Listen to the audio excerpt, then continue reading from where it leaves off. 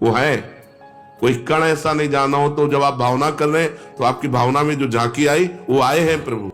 क्या जैसे हम दो मित्र मिलते हैं ऐसे भगवान से मिलकर वार्तालाप कर सकते हैं? हाँ, अवश्य, बिल्कुल। इच्छा जगाओ, मिलने की इच्छा जगाओ। भगवान के साक्षात्कार के पहले उसे स्वप्न में भगवान मिलेंगे, स्वप्न में भगवान का आना होगा।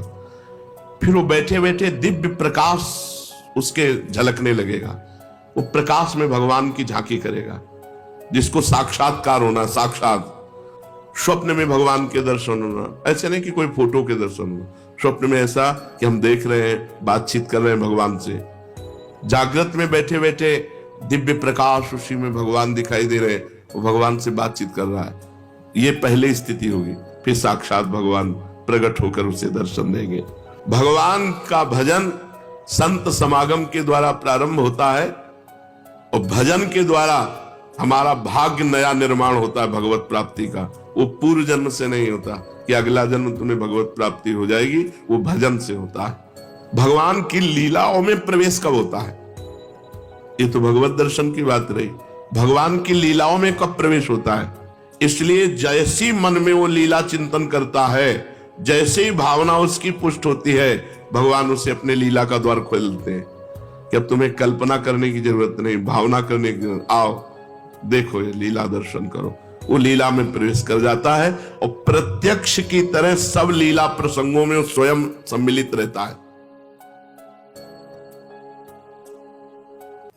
मेरा दृढ़ विश्वास है कलयुग में थोड़े ही भजन से भगवान का साक्षात्कार हो जाता है, क्योंकि अल्पायु है हम लोगों की। भगवान के दर्शन कैसे होते हैं? कैसे कैसे कैसे भगवान के दर्शन होते हैं? जप से, तप से, बड़ी बड़ी साधनाओं से भगवान के दर्शन नहीं होते। कैसे होते? भगवान मेरे हैं और अब बस मुझे मिलना है, मुझे प्रियाजू से मिलना है, मुझे प्रभु से मिलना है। बस बहुत सरलता की बात है। भगवान मेरे हैं। जितना मां से प्यार है, जितना बहन से प्यार है, जितना शरीर से प्यार है, जितना पुत्र से प्यार है, उतना भगवान से प्यार हो जाए, भगवान मिल जाएंगे। उनको तो थोड़ा भी प्यार दे दो तो मिल जाएंगे वो, पर थोड़ा भी प्यार नहीं है, कैसे भगवान मिले? कौन भगवान से मिलना चाहता है? किसको व्याकुलता हुई? कौन रात भर जगा भगवान से मिलने के लिए? कौन कई दिन भूखा रहा भगवान से मिलने के लिए? तो ये बातें हैं। सबकी ममता ताग बटोरी, मम पद मन ही बांध बर डोरी।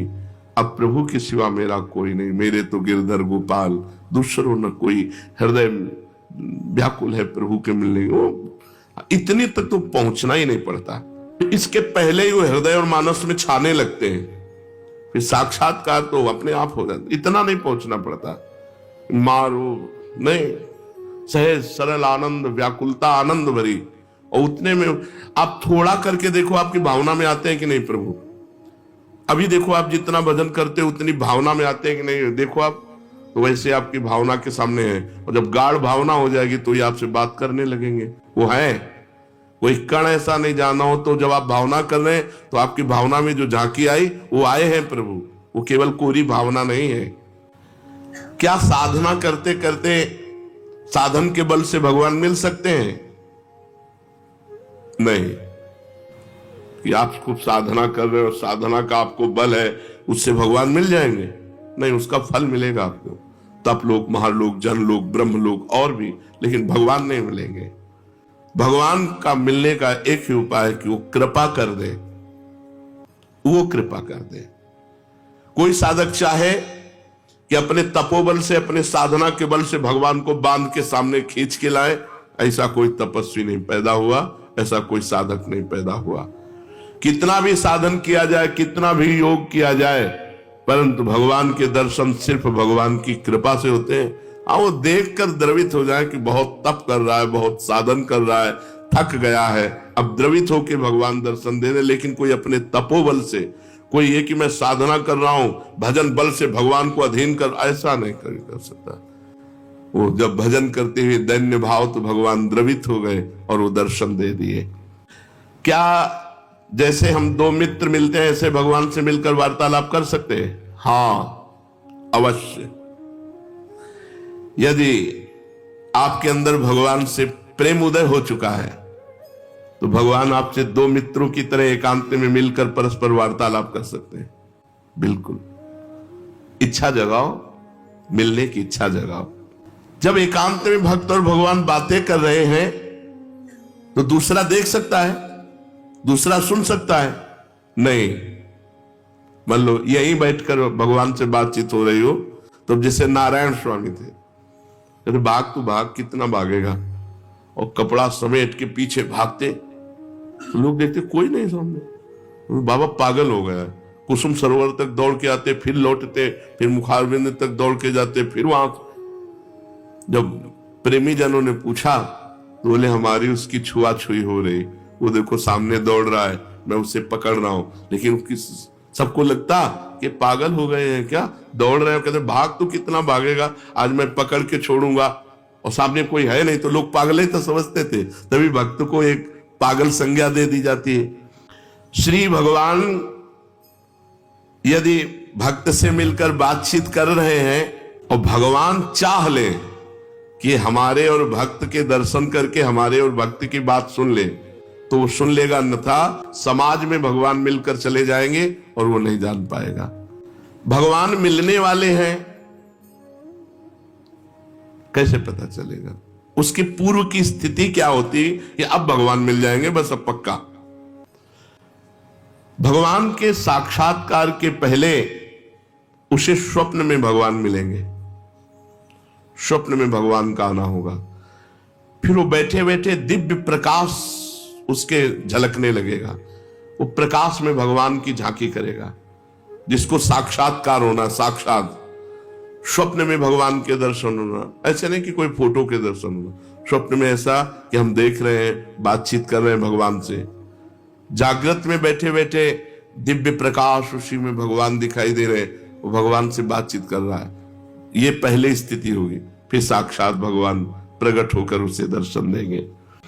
प्रकाश के अगर दर्शन नहीं हुए तो भगवत दर्शन का भी अधिकारी नहीं। स्वप्न दर्शन के बाद भी दिव्य प्रकाश उसके नेत्रों के सामने छाया रहे, हर समय ललित त्रिभंगी मूर्ति सामने विराजमान है। भगवान की दिव्यता को सहन करने के लिए वो प्रकाश दर्शन आवश्यक है, इसलिए पहले भगवान प्रकाश दर्शन देते हैं। स्वप्न दर्शन, स्वप्न दर्शन ऐसे नहीं कि कोई चित्रपट के दर्शन के या तीर्थ स्नान स्थान के दर्शन के या कोई श्री विग्रह के आप मान लिए भगवत दर्शन नहीं, साक्षात जैसा, जागृत जैसा स्वप्न में दर्शन। फिर जागृत अवस्था में प्रकाश, दिव्य तेजो पुंज में भगवान का भाव, क्योंकि भगवान के दर्शन की दिव्यता को सहने की सामर्थ्य आनी चाहिए, नहीं तो वो तेज सहन नहीं कर पाएगा। उसको ऐसा धक्का लगेगा कि एक साथ जैसे बड़ा पावर बिजली का करंट, तो मर जाएगा।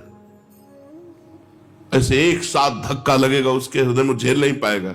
इसलिए पहले स्वप्न दर्शन, फिर भावना, फिर दिव्य प्रकाश, फिर साक्षात दर्शन। साक्षात दर्शन ऐसे भगवान के ऐसे कोई जिसको समझाने के लिए बिजली का भारी करंट मार दिया जाए, झटके में वो बस ऐसे। भगवान अनंत सामर्थ्यशाली। कहते हैं तुम घर सजाओ भगवान आएंगे। हाँ, तो मन का घर, ये बाहर वाला घर सजा ले सिले कि बाहर आप खूब सजा दो लीप पोत के, तो भगवान यहां मन रूपी घर को, मन से संसार रूपी कूड़ा निकल जाए, दैवी संपदा आ जाए, मन मंदिर बना लो, मन सजा लो, मन के दुर्गुण हटा लो, मन को संसार से खाली कर दो, भगवान आ जाएंगे। मन रूपी घर को सजाना। क्या भगवत प्राप्ति प्रारब्ध में लिखी है कि तुम्हें जाओ इस जन्म में भगवत प्राप्ति हो जाएगी? नहीं। भगवान का भजन संत समागम के द्वारा प्रारंभ होता है और भजन के द्वारा हमारा भाग्य नया निर्माण होता है भगवत प्राप्ति का। वो पूर्व जन्म से नहीं होता कि अगला जन्म तुम्हें भगवत प्राप्ति हो जाएगी, वो भजन से होता है। क्या प्रारब्ध बाधा पहुंचा सकता है? इच्छा प्रबल हो, भजन कस के हो, भगवान की अनन्यता हो, तो प्रारब्ध बाधा नहीं पहुंचा सकता, नहीं पहुंचा देगा। प्रारब्ध बहुत बुरा होता है।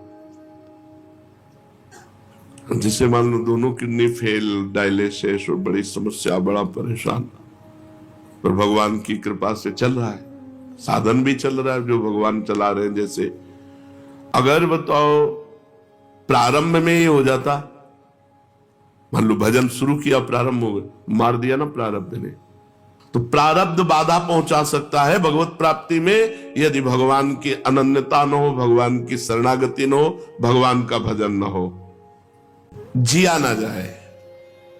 भगवान के अमिलन में, भगवान के बिछोह में एक एक निमेष युग के समान लगने लगे, ऐसा नहीं लगता, इसीलिए भगवान नहीं मिलते। अभी खाना पीना अच्छा नहीं, खान पान ते भावे है, नहीं कोमल वसन सुहावे, सब विषय लगे ते खारा है, हरि आशिक का मग न्यारा है। भगवान की लीलाओं में प्रवेश कब होता है? ये तो भगवत दर्शन की बात रही। भगवान की लीलाओं में कब प्रवेश होता है? जब भगवान की अखंड स्मृति जागृत हो जाती है, हर समय भगवान नाम चल रहा है, और वो श्रद्धा भगवान की लीलाओं का चिंतन करता रहता है, अपने इष्ट की लीलाओं, अखंड स्मृति और लीलाओं का चिंतन, और उसके अनुसार अपने स्वरूप को देखता रहता है। जैसे अपने लोग सहचरी भाव,